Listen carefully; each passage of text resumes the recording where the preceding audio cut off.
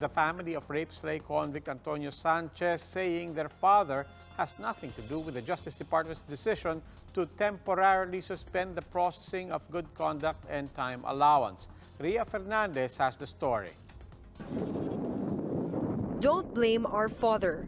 This is the response of the family of former Calauan, Laguna Mayor Antonio Sanchez after the Justice Department placed a temporary ban on the processing of good conduct time allowance records amid a public outcry to bar the release of rape slay convict Sanchez.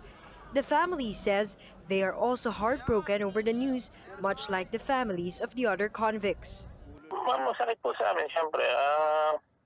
Alam po ninyo, my father, nakulong na po siya for more than 26 years. Which kami po talaga pinindigan po namin, hindi naman siya yung nagkakasala. The family says the ex-mayor was set to be released last August 20, but they do not have the document on hand to prove it.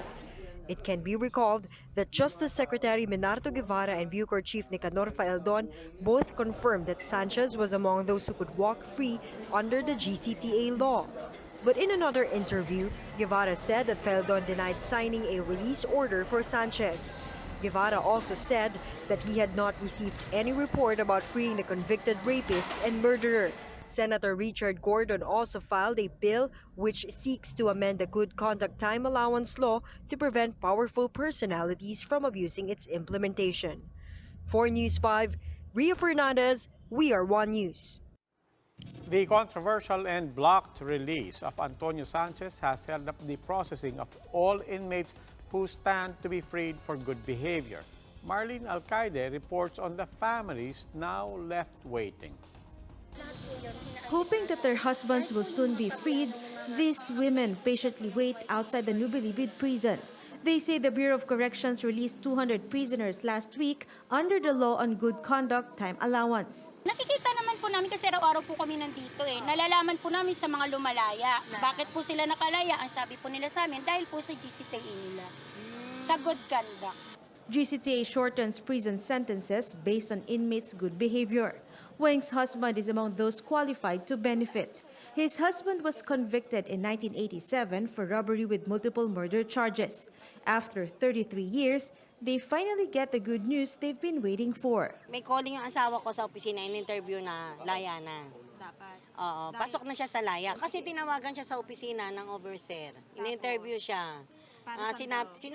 Kasama siya sa GCTA na lalaya. Yung batas ngayon na paglakpas ka na ng 20 years above, kasama ka na sa lalaya.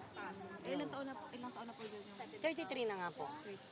Jail 1987. But Weng still has days or even months to wait, since the Justice Department suspended the processing of inmates qualified for GCTA pending review of its task force. The review was ordered following uproar over the possible release of rape slay convict and former Calauan Mayor Antonio Sanchez. But relatives of the affected prisoners think this is unfair. Kung pinahold yung kay Sanchez, dapat yung kay Sanchez lang. Yun lang ang anuhin nila kasi hindi naman, ba't madadamay pa yung iba? Kasi yung ibang matatanda na dyan, may mga sakit na kawawa naman, wala na mga kamag-anak. Sobrang sakit sa amin. Kasi natural po na hinto. Dapat po ang dami na pong lumalaya kasi ang dami na pong overstaying dyan. Dapat bago po sila implement ng isang batas, yung sigurado sila, hindi na-implement na nila, sabay i-hold nila. At pag-aralan nila, ano po yung atras abante, hindi naman po pwede yun. So dapat maging pantay. Hindi na yung iba pinalaya, yung iba hindi.